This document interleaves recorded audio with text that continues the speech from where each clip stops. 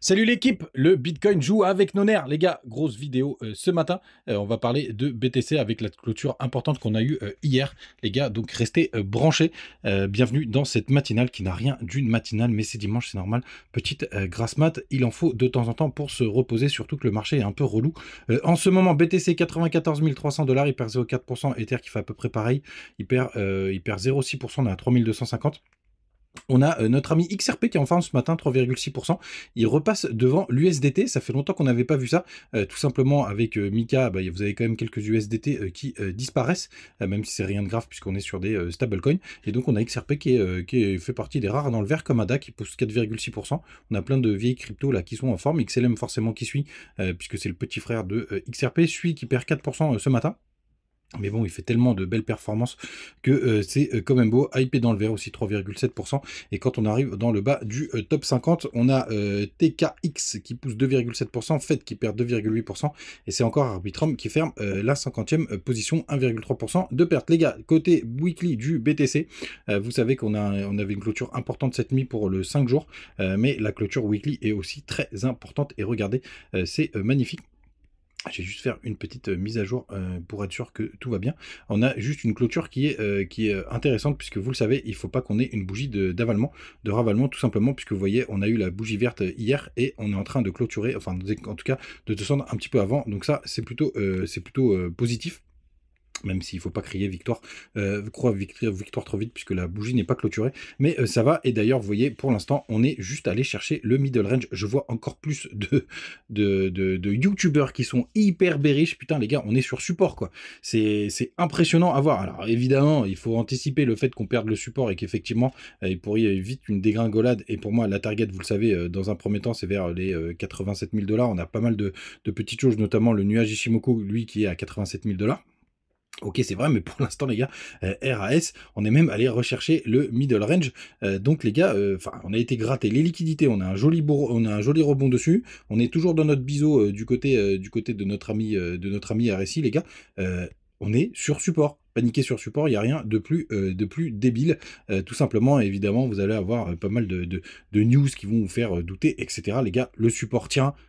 RAS. Quand le support lâchera, c'est possible. Évidemment, là, on pourra se dire que il peut se passer quelque chose, tout simplement. Mais pour l'instant, tout va bien. Dans le meilleur des mondes, on est juste sur support. Évidemment, par contre, les alts qui se font défoncer, mais les alts aussi, qui sont sur un rebond, on va dire, tout à fait normal. Hein. On est toujours en train de retracer, de tester les 0,5 de Fibo. Regardez, là, ça fait déjà 5 jours qu'on est dessus. On a même eu un gros rejet ce matin, tout simplement, parce que vous avez quelques grosses caps qui ont pumpé, comme XRP et ce qu'on a vu tout à l'heure, l'autre, c'était ADA. Donc les gars, RAS pour le moment, c'est juste hyper chiant parce que c'est une machine à laver en ce moment, tout simplement. Du côté des contrats futurs, donc les GAPS ME, donc qu'est-ce que c'est? C'est les contrats qui sont, enfin, on va dire du trading toute la semaine et le vendredi ça s'arrête, donc forcément ça crée des trous dans la cotation. On a clôturé à 95 210 ce vendredi. Donc on a plutôt un petit gap haussier qui serait potentiellement créé, mais il y a de plus en plus d'écart entre la cotation du spot et des contrats CME. Donc si vous voulez, on regardera un petit peu demain pour voir justement quel est cet écart. Ça nous donnera un peu plus d'indications. Et du coup, le Bitcoin joue avec nos nerfs aussi, puisque vous le savez, je regarde de très très près la clôture 5 jours. Et vous voyez, on n'a pas eu un bougie de ravalement, mais on a quand même eu un croisement qui s'est opéré, mais vu qu'on a clôturé pile sur la zone et qu'on arrive tout simplement sur le support, en fait ça va être les 5 jours qui arrivent cette semaine qui seront hyper importantes pour confirmer tout simplement le croisement. Mais c'est vrai que si on a un croisement, là pour le coup c'est un petit peu relou. Je vous disais, pour moi ça c'est des confirmations de plus grosses corrections. Le 5 jours qui est entre le weekly et le 3 jours, tout simplement comme son nom l'indique. Donc il faudra faire attention et pour le coup, si ça se confirme cette semaine, c'est un petit peu relou puisque pour le coup, on pourra avoir une plus grosse correction. Donc je vous invite encore à regarder ces 5 jours qui arrivent. Donc c'est tout simplement 12, 13, 14, 15, 16. Ce sera le 16 qu'il faudra bien regarder. Et de mémoire, c'est jeudi. Donc grande méfiance avec ce BTC qui joue avec Nonaire. Avant de regarder les derniers indicateurs, les gars, n'hésitez pas à nous rejoindre du côté de Telegram. Vous avez les liens du côté de crypto.com, de BitGet, de Migix, de Mexe et de Bitmart pour avoir des petits bonus pour démarrer en crypto. Crypto.com, c'est surtout pour la carte, ça marche plutôt bien. N'hésitez pas aussi à me rejoindre du côté Twitter. Hier, je vous ai fait un long truc sur Injective Protocol qui revient sur des zones hyper intéressantes, hein.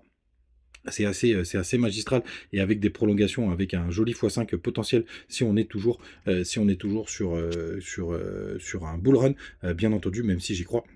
Mais n'hésitez pas à me rejoindre du côté Twitter et vous avez aussi le TikTok qui marche bien. CryptoFahrenheit 62, on a encore une nouvelle perte ce matin. Très peu de liquidation, on a à peine 100 millions. C'est pas beaucoup. On a les fundings qui sont aussi très bas. Donc ça, c'est aussi une bonne nouvelle, les gars. Sur support, funding très bas, ça veut dire que ça short à mort. Donc, pour l'instant, je comprends pas ceux qui paniquent. En toute franchise, ceux qui trouvent ça chiant, et j'en fais partie, ok. Mais ceux qui paniquent, je vous avoue que je comprends pas. Et toujours moins de 2,2 millions de bitcoin sur les échangeurs. Bref, tout va bien, les gars. Il y a eu quelques sorties sur les ETF. Je sais plus si on a regardé hier, on peut aller jeter un œil. Vous voyez, juste là, hop, Bitcoin, il y a eu des sorties et c'est pareil du côté d'Ether. Donc n'hésitez pas à aller jeter un œil sur CoinClass. Ces métriques, elles sont hyper sympathiques. Et du coup, il faut continuer de les regarder. C'est plutôt pas mal. Les gars, petite vidéo ce matin, pas besoin d'aller dans trop de détails. On est dimanche. Normalement, on est plutôt pas mal. N'oubliez pas, on est sur support. On se fait rejeter par le middle range. Donc forcément, ça peut aussi retracer si on retourne en bas du range. On regarde de très très près quelques indicateurs qui sont hyper clés. On est sur des zones clés, donc les gars, don't panique.